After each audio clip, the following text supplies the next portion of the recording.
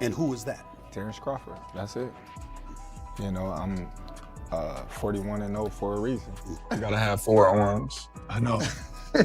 6 eyes. Our job is to line it up. And us fighters, we're warriors. We always want to fight the best. Floyd Mayweather has responded to the ongoing debate involving Terence Crawford by delivering a clear warning that feels more like advice than arrogance, as he explains that chasing certain legacies can become a pursuit of something that no longer exists. Mayweather reminds everyone that the version of himself that dominated boxing retired on his own terms undefeated and with his story already completed, which means there is nothing left to rewrite, and anyone trying to compare themselves to that era may only end up chasing a shadow rather than a real legacy. Me versus anybody, I'm gonna always say me. Okay. Come on now. Floyd explained to Stephen A. Smith that boxing is not simply about who looks strongest in the present moment, but about who truly commanded the spotlight when the stakes were highest and the world was watching.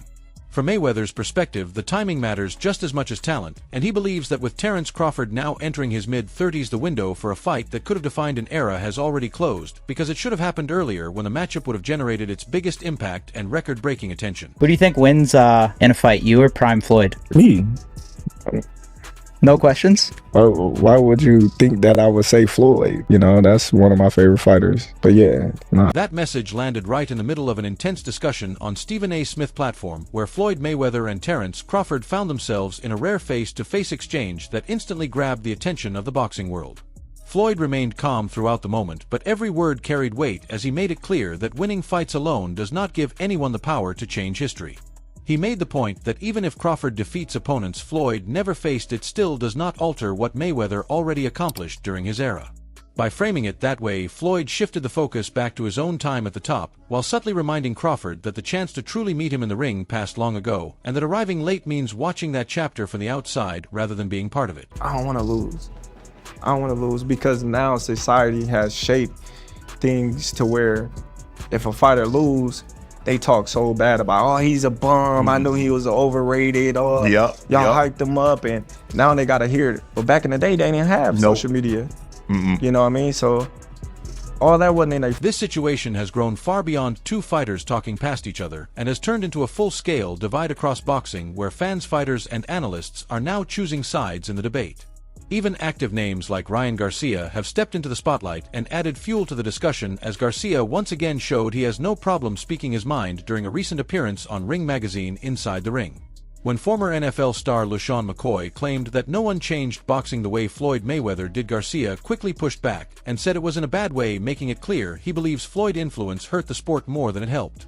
Garcia argued that Mayweather did not just dominate inside the ring, but mastered timing outside of it, accusing him of taking fights only when it benefited him and waiting until opponents like Manny Pacquiao were no longer at their peak. He went on to claim that Floyd rarely faced true prime opponents beyond junior lightweight, and suggested that his flawless record was built more on careful matchmaking than fearless competition.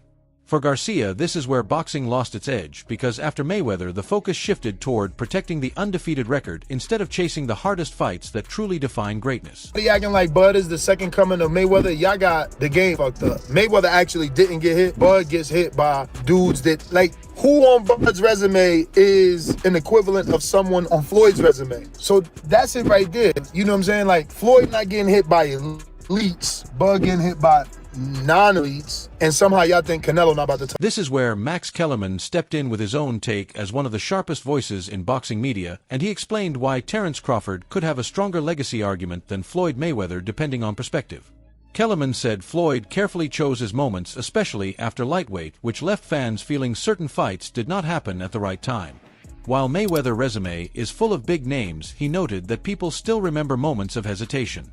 In contrast, Kellerman pointed out that Crawford consistently showed a willingness to fight anyone placed in front of him, even if his resume looks thinner on paper, and that mindset adds a different kind of credibility to his legacy. The Triple G. Listen, man, Floyd didn't fight him, and Floyd is an all-time great. But what a missed opportunity. You got Crawford going from 135 and talking about fighting Canelo at 168.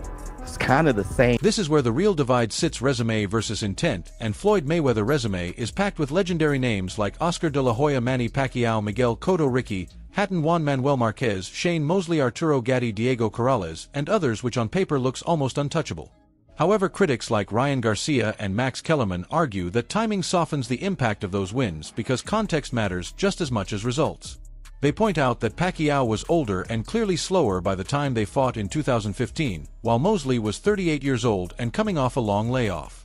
They also argue that Miguel Cotto had already absorbed years of punishment and that Canelo Alvarez was only 23 and forced to fight at a catchweight before reaching his prime.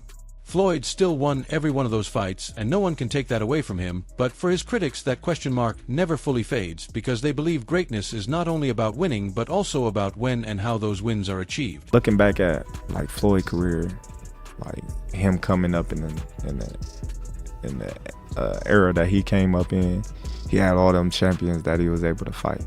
And that's what led him to be so great, you know, because he fought the most champions, beat the most champions, you know, got the most money for beating the most champions. So it's just like, man, he had this guy. We knew Crawford is a great fighter, and I did what I supposed to do, right? I tried for every way, and I trained really hard, and he deserved all the credit. No, I try my best tonight, and I just cannot figure out the style. Was it something specific, the movement, or? Right now, Terence Crawford stands at 38 wins with no losses, undisputed championships in 3 weight divisions, and a resume that includes Yuri Ortiz, Gamboa, Victor Postal, Jeff Horn, Sean Porter, Errol Spence Jr., and Israel Madrimov, which places him firmly among the elite of his era. Still, when placed next to Floyd Mayweather Perfect 50, the numbers naturally tilt in Floyd's favor because in legacy debates, even a small gap can feel massive. However, Crawford carries one element that Mayweather never pursued, which is the hunger to climb even higher in weight. If Crawford moves up to middleweight and captures a title, he will achieve something Floyd never attempted since Mayweather stopped his climb at 154 pounds. Floyd made history where he stood, but he never chased a 6th division, and that willingness from Crawford to keep pushing into unfamiliar territory may be the single factor that eventually reshapes how this entire conversation is viewed. Floyd had a lot of craft that mimicked some of the things that Sugar Ray did. So does Terence. And Terence is psychologically a latter-day Sugar Ray Robinson. He has the same kind of capacity to be charming and then in the next 30 seconds to turn on his fire.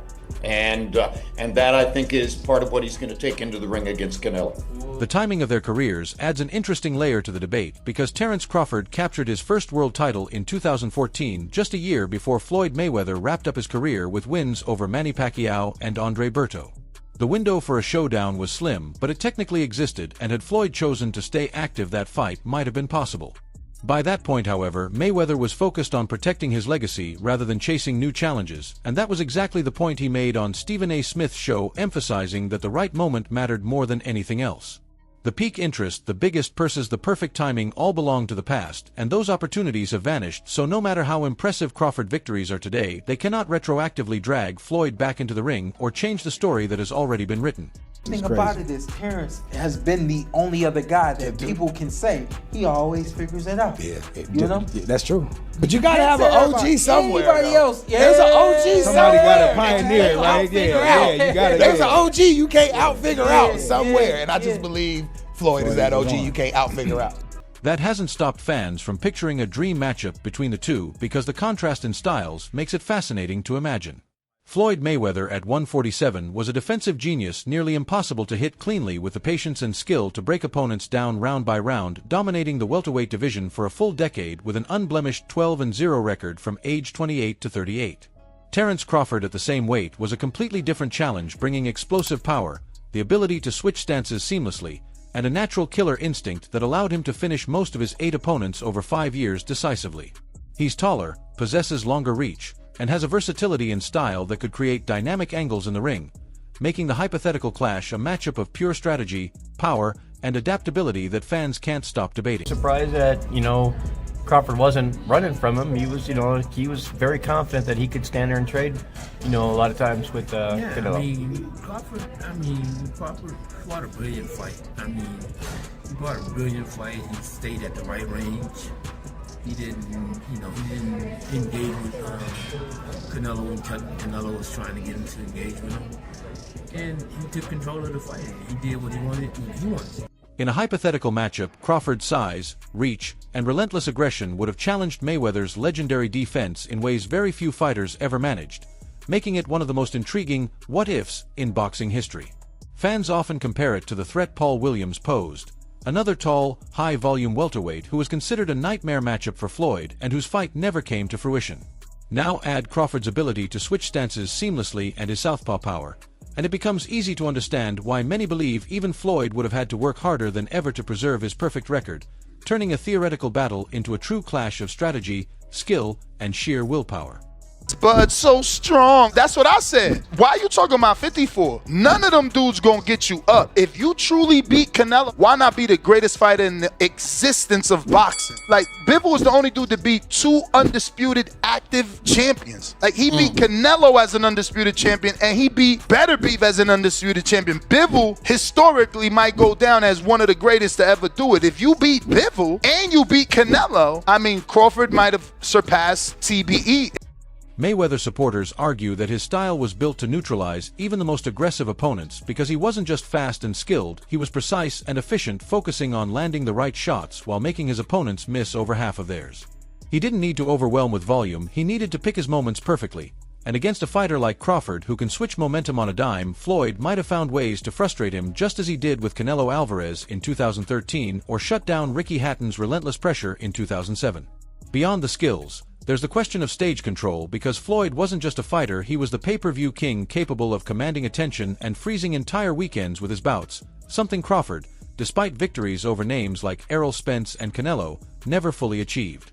Floyd's leverage over boxing was as much about timing and influence as it was about technique, and that combination gave him an edge no matter the opponent.